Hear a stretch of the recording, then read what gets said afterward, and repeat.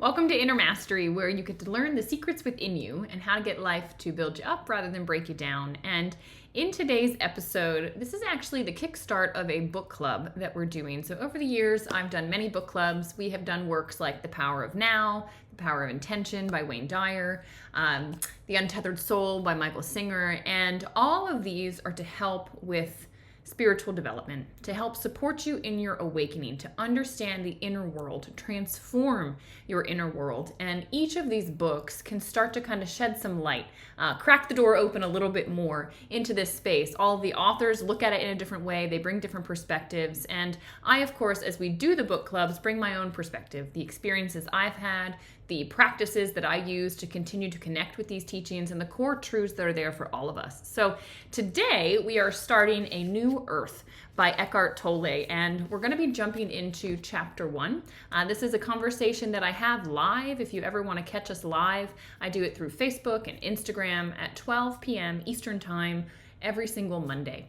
So you're welcome to join us, and I will always, of course, be posting the recordings up here so you can listen in later on the podcast or on YouTube. And please, of course, give this show a review. If you're listening through audio on a podcast, 5 stars on whatever platform you're listening, that would be great to help get this out to others. And if you're listening on YouTube, please subscribe to the channel, like the video, comment anything that you have questions about or insights on, and let's really continue to cultivate a powerful community. I'll see you on the other side.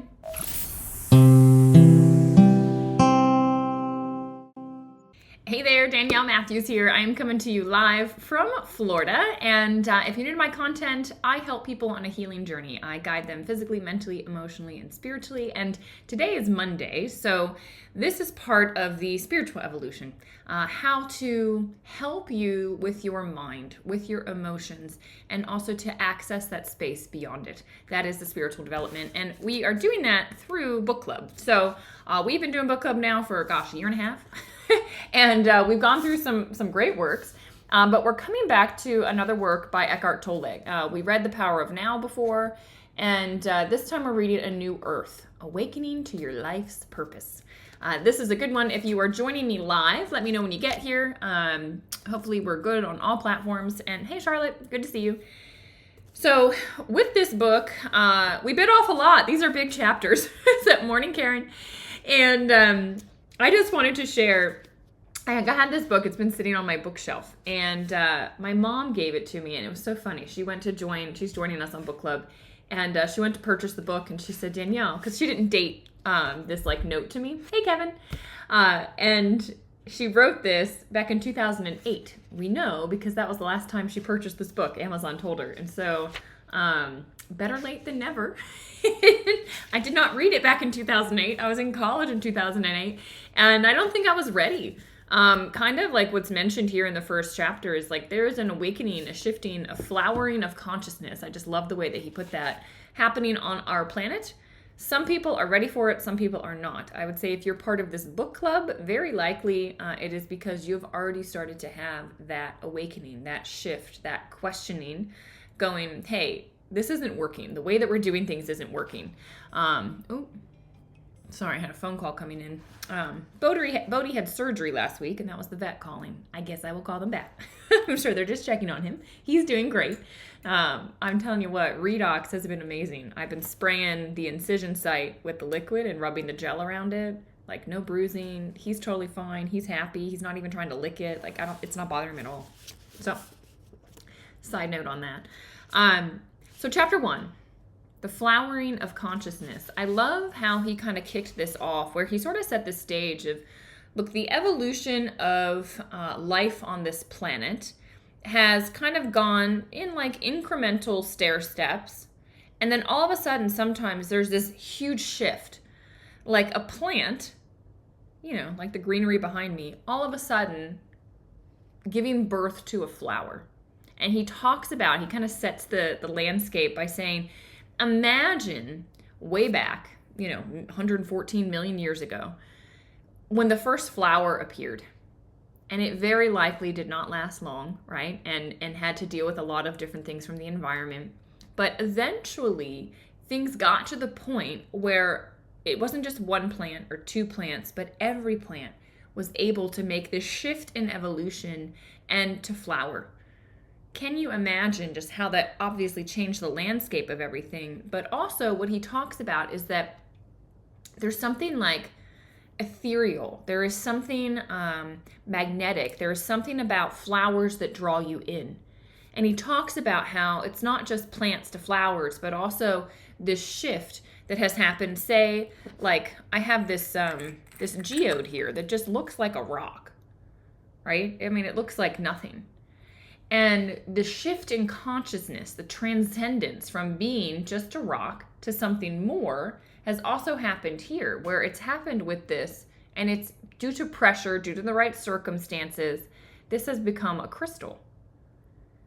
And I mean, put a 1 in the chat. Are you drawn to crystals? Like, is there just something about crystals? Like rocks, you're kind of like, okay, I'll pass by, you know? But a crystal, there is something that draws you in. There's like some piece of you that kind of feels like, what is this? Like, this doesn't make sense to my mind. This feels beyond my mind, right? I'm seeing lots of 1s in the chat. I have this crystal. I have so many crystals in this house. But I have this one here. Someone had gifted to me with a dragonfly actually on top of it. But just look at that. I mean, there is just something about that you just say, like, that doesn't feel of this world, right? There's something almost divine about it. There's something that just draws you in about crystals. And winged animals as well. So he talks about how things went from just walking, you know, on this planet to eventually getting wings and flying. And I thought it was really interesting. I'd never really thought about it in this way, but you know, he says all great religions, right? They sort of the imagery they use, you know, in Christianity they have the dove, right?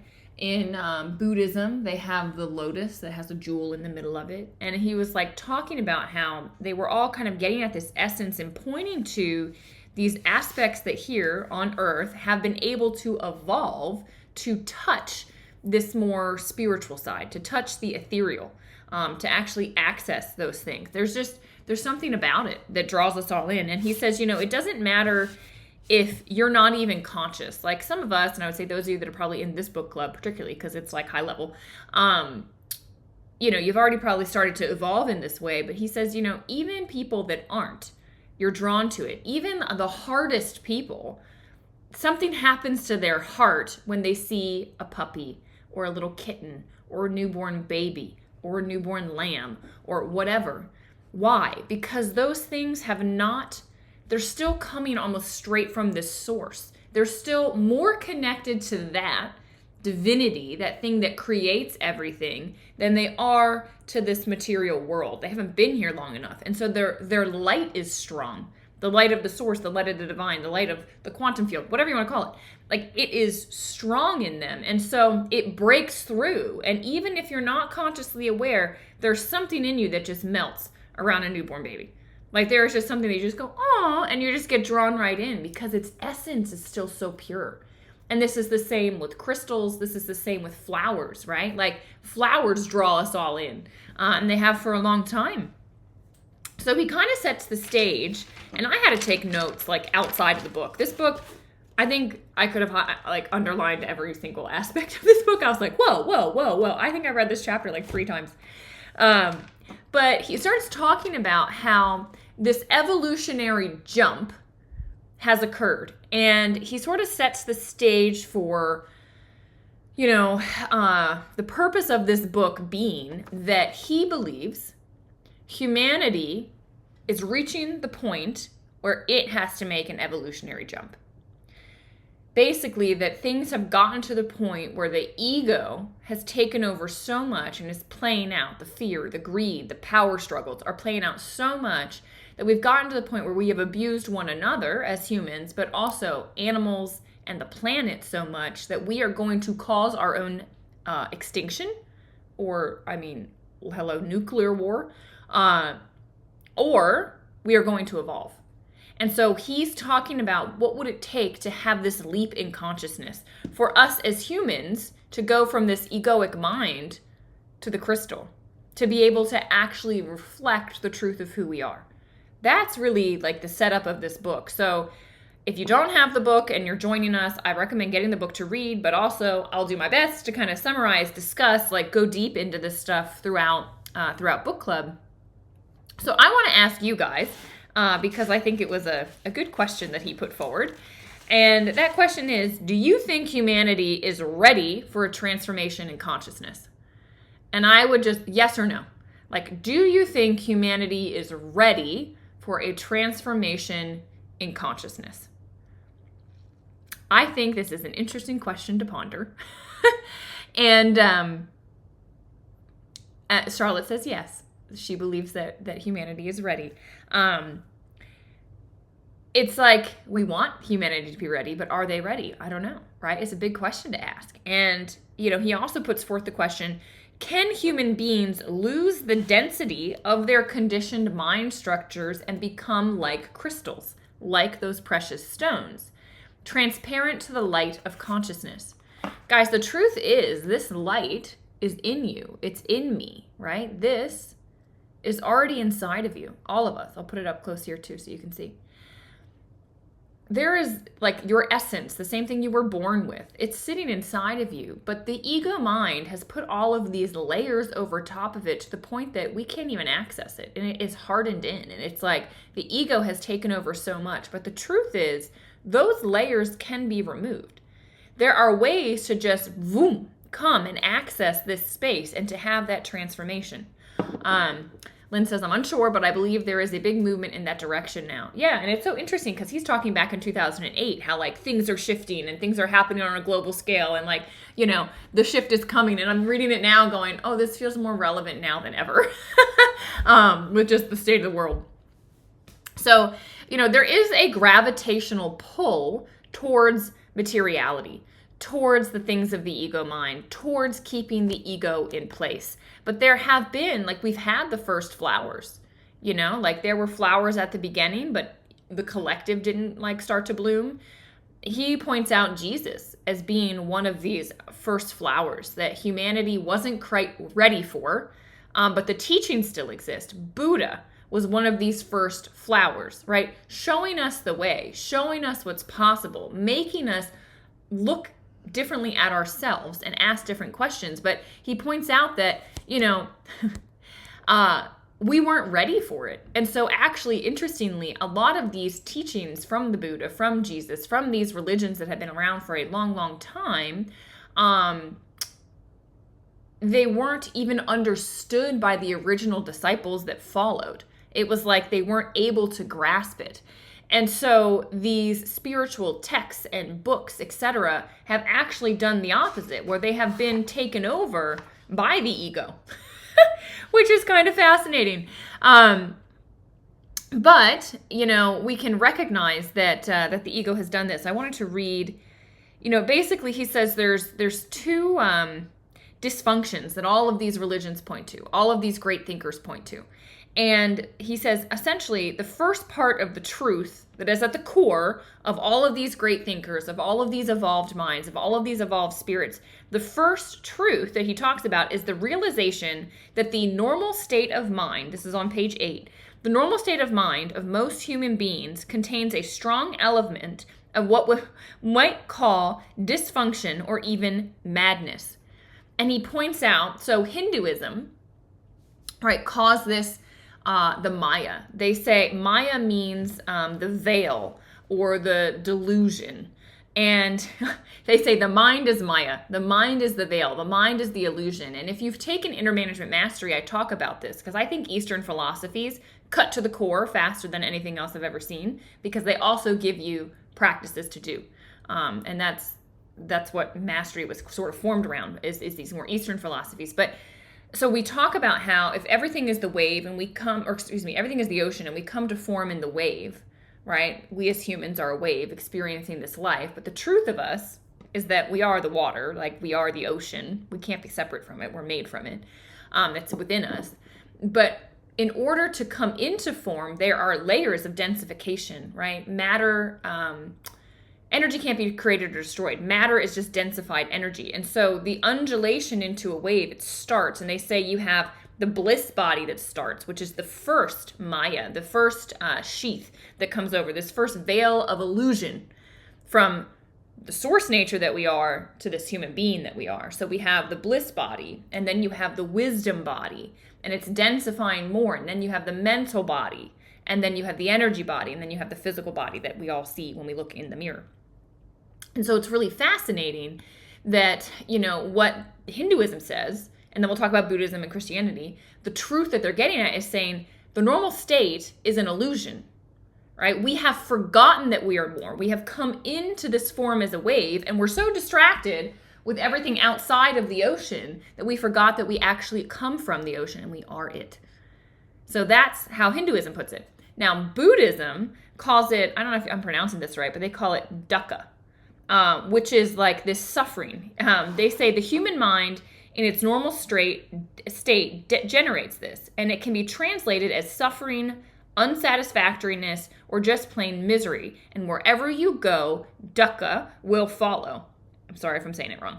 And it will manifest in every situation sooner or later, right? They say that the Buddha says that the difference between pain and suffering is that an enlightened person will experience the pain of an uncomfortable moment once.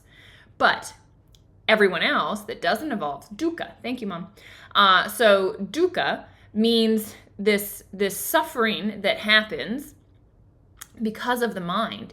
Because the mind, what does it do? It says, well, that shouldn't have happened to me. This isn't fair. It ought to have been this way. Why didn't they do that? They could have done this. Or this really hurt me and I don't want to get hurt again. And it's replaying this scenario again and again and again and again and again and again and again and again and again. And it's creating suffering because the mind in its normal state is dysfunctional. So that's how Buddhism looks at it. And Christianity, I think this is so fascinating because this talk about how things have been just distorted from their original meaning. Original sin. The word sin, does anyone remember what it means? You put it in the chat. I'm getting a bunch of messages. Does anyone know what that actually means?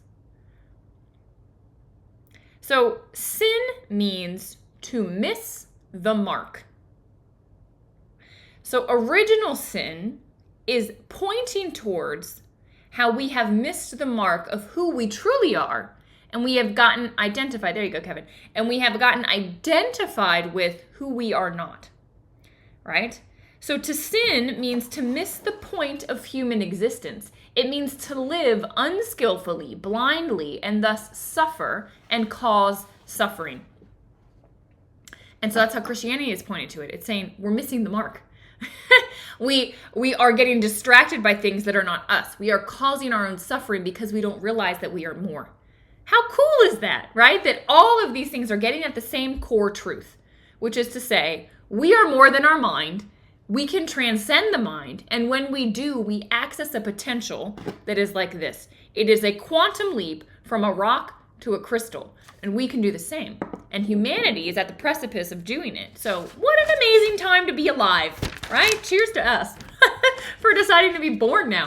But this collective dysfunction, right? Like we know the term as within, so without. And so if we have an ego that's getting us, pulled into fear and greed and the desire for power, it is also expressed collectively on the external. Okay, so humanity at large, what has happened? There has been war. There has been disrespect. There have been power struggles. There's been slavery, right? It's not just unique to the United States. This is the world over. And this is Roman Empire. This is, China in the ancient days. This is everywhere. Yes, Alyssa says, to miss the mark. We are being distracted from what we are not. Exactly. Yeah, it's like, it's so wild when you see through the distortions that we've been told about what sin is, right? It's amazing when you go, oh, it's just this core truth that everything is pointing to. So what he's pointing out is he's saying, hey, listen, all right, the fear, the greed, the power struggles that we all have personally that even play out in our own relationships, right? They do. Watch it in your personal relationships. It's power struggles. You're acting because you're scared of something. You're trying to control someone because you're scared of something. You're being greedy because you think that there is a lack, right? It's amazing how the ego shows up and how it plays these little games, and it does it on mass. It does it at the collective level as well, and we're seeing that, right? We saw the power dynamics during the lockdowns and all this stuff. We saw collectively, right, what's going on. It's like, whoa, once you start to see this dysfunction, you go, okay, like, what can we do about it? And I thought it was really interesting. He brought up, did you guys find this interesting? He brought up communism a couple times. And communism, when you think through it, and it's saying like, well, just everyone should have equal, like everything should be equal. We all should just be able to be and to coexist and have what our neighbor has, and like we just live in a society where everyone has everything. It's a great idea, but it's an idea that because of ego, the personal and the collective, where fear kicks in, where greed kicks in, where the desire for power kicks in, it has never worked. And it always collapses, right? My boyfriend is from Cuba. We talk about communism all the time and just how it's like the greed and the power of those in charge there have made it so the collective is not functioning well. They are not thriving, right? It's not working. And so it's a nice ideal, but so long as the ego is in existence, it will not work. But if we can all have this collective jump, or we can let go of the ego, or we can connect in with something deeper and higher, we can create a totally different world, a totally different earth, which is part of where the book title comes from, right? A New Earth. Super fascinating. So that was the first piece. Basically, he said, look, every religion is pointing to the fact and showing us, and all of these people have talked about how, okay, the mind is dysfunctional. Right, that's our problem, whether it's the veil of illusion, whether it's this dukkha, this like suffering, or we're missing the mark on who we actually are and we're getting distracted by things. But the second thing that they all agree on is that you can transcend it, right? And this is talked about in different ways. Like you look at, I think this is page 14, it talks about how, in Hindu teachings, they call it enlightenment, right? Being able to transcend and go past and connect with the thing beyond the thoughts, you become enlightened. They call it salvation, right? In Jesus' teaching. In Buddhism, they call it the end of suffering, which I love. This is very simple. It's just the end of suffering, all right? This is what we all have access to. This is the transformation that every single great religion agrees upon, and all of these incredible enlightened minds also are pointing to and saying, hey, we all have access to it. Hey, Tina, it's fine that you're late. Good to see you here. So my favorite, page 14, my absolute favorite line of this entire chapter was this. To recognize one's own insanity is, of course, the arising of sanity, the beginning of healing and transcendence. I read that and I went, whoa, like I literally have got an exclamation point next to it. I'm like, wow, that's everything.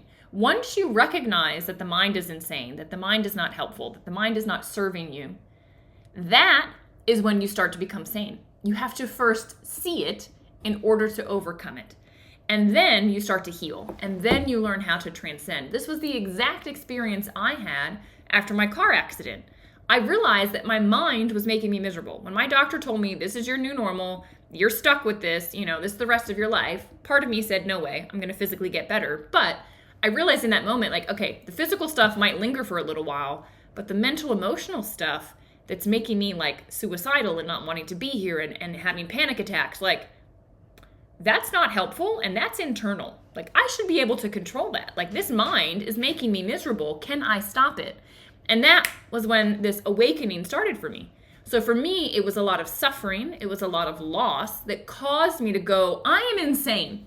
Like literally my mind is insane. I need to get sane. And so I started to try to do that, right? And then eventually I came across yogic philosophy, which like they had also discovered these same things. And then they had these different things that you could do to access, the more sane part of you.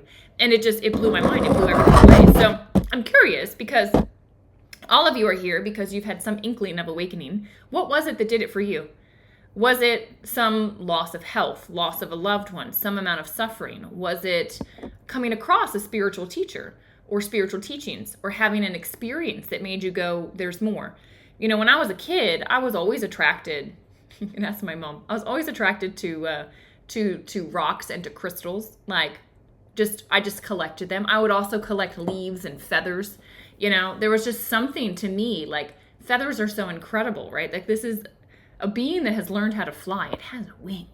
Like, wow. Like, it can leave this plane that we're all stuck to because of gravity, and poof, they're getting up there. So I have, since I was little, always been attracted to things like that. But it wasn't until this major suffering in my 20s that I actually, like, popped open. I think I was suffering in college, which is why Mom probably gave me this book. But I wasn't ready to awaken. I wasn't there yet. Still too drawn into, life and form and people and everything else. So I'm curious if anyone wants to share what sort of popped it open for them. Maybe it's some of these books, right? That's part of the reason that Eckhart Tolle wrote this book, was because books like this and like The Power of Now can start to lead to awakening for people. They start to just turn and flip a switch inside of people where you're like, something within you goes, yeah, that's true. Like, I know that to be true at the core of my being. And you hear someone speak it and you're like, yeah, Lynn saying, physical pain brought me to the physical practice of yoga. And I was so drawn to the philosophy that I dedicated the next 30 years to studying it. Yeah. Yeah. And thank goodness she's my mom, because she taught me how to study it too. Pointed me in the direction of it. And so I think it's interesting, how, oh man, we're running out of time. Let me jump. So he kind of gets into, again, how religion, people weren't ready for it yet. And the ego got hold of it. And they said the ideologies, right? The teachings pointed to the way beyond the dysfunction for the human mind, and the way out of this collective insanity. But they were distorted and then became themselves part of the insanity. Like, how sad is that? Oh, Tina says inner management mastery helped to start awakening her. Tina, I'm so glad you said yes to that program. That is the intent of that program. We need more people in it. We need to turn on more lights, right?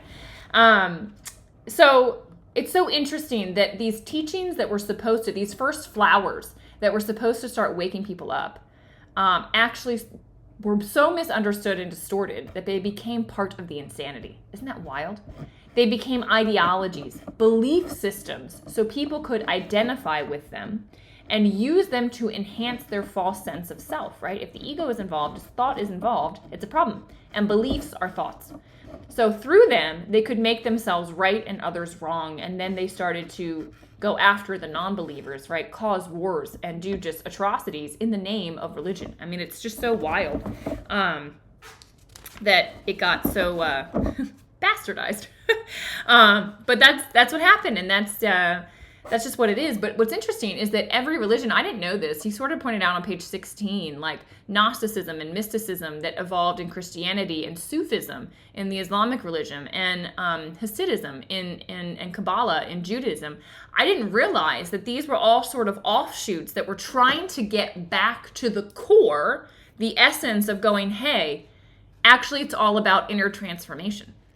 And the established religions went after them because they did not like this idea.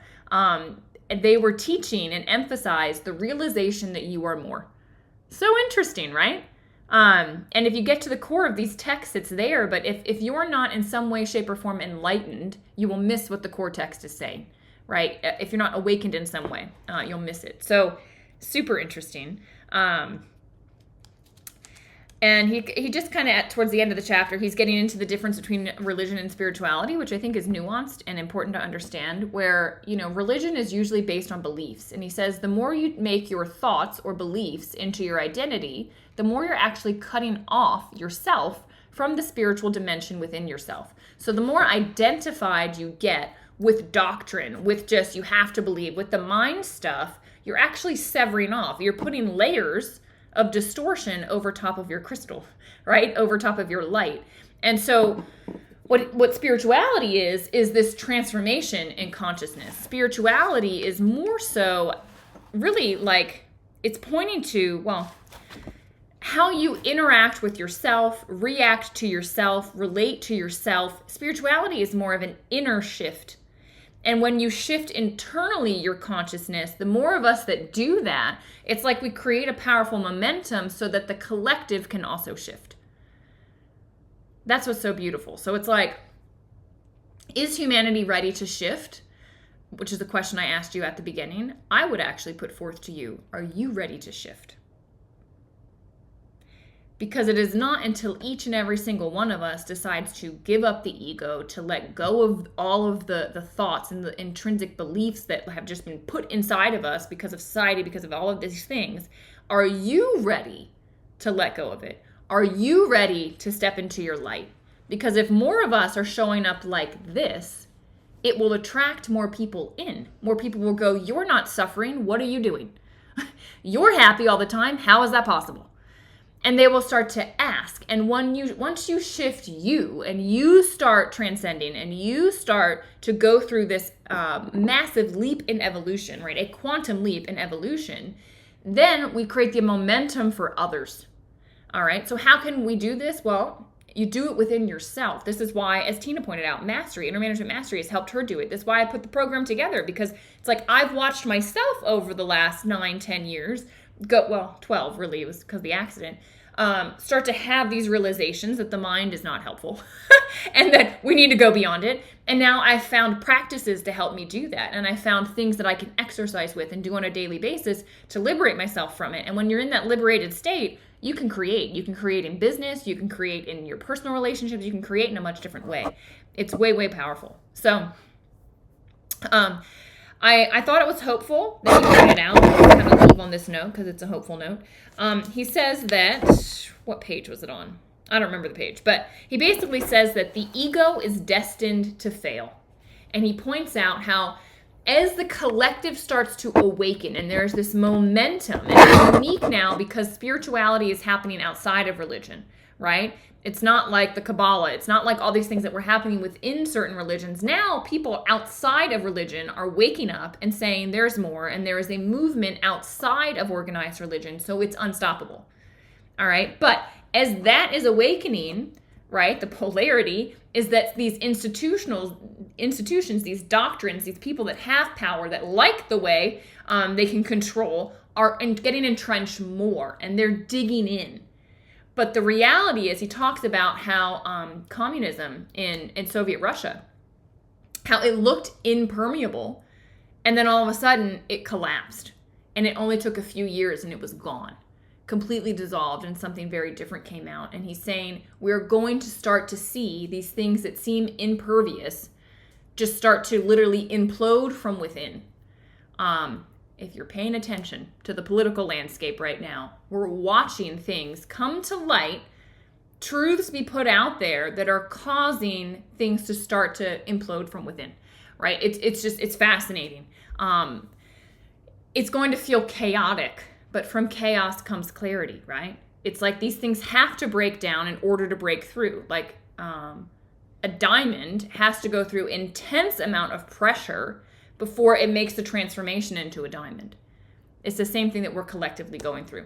So pretty fascinating. And I'll just end with, it's a hopeful note that he says that, hey, the ego has to collapse. These collective things have to collapse. But this new consciousness that's coming through, this is why he called it A New Earth, this book. And I just wanted to explain this. He said it actually came out of a story in the Bible. He says heaven is not a location, but refers to the inner realm of consciousness, right? This is the visual I have. Like, this is what's inside of us. Heaven is sitting inside of us, beyond the mind.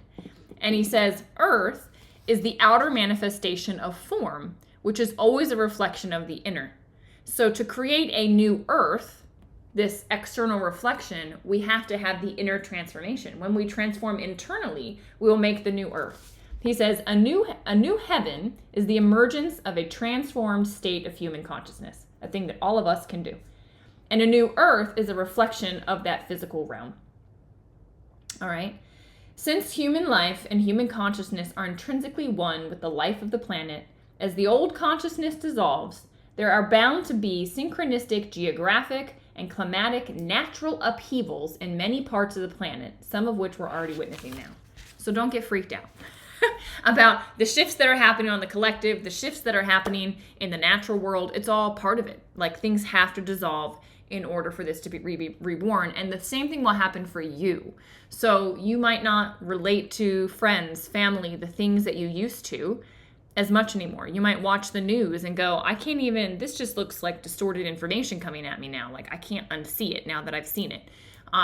It's okay. It's normal. And you have this incredible group. That's why I called it Enlightened Minds. If you're not on our Telegram channel, make sure you're on there. That's where we all stay connected and we can chat, of course, there. And guys, share this. If you are part of this book club, you know the value of the conversations that happen here. Share this to your page. Invite people to join us. We're just starting a new book. Obviously, we know that each of these chapters usually are standalone, but we'd love to help wake up more and more people to the power that's inside of them, to what's really within them. So I also am opening up Inner Management Mastery. We're going to start another session in October, probably mid to end of October. So if you have people that would be interested in that, if you would be interested in that, it's really all in line with this, right? To support you on this evolutionary journey internally. So lots of love to all of you. And I will see you next Monday. We're going to go for chapter 2. I'm going to decide after next week if these chapters are too big to bite in 1 week, and we might cut them in half. But we're going to attempt to do all of chapter 2 next week, and then I'll make the determination because that was a lot to get in. All right. Lots of love, everybody. I'll see you later.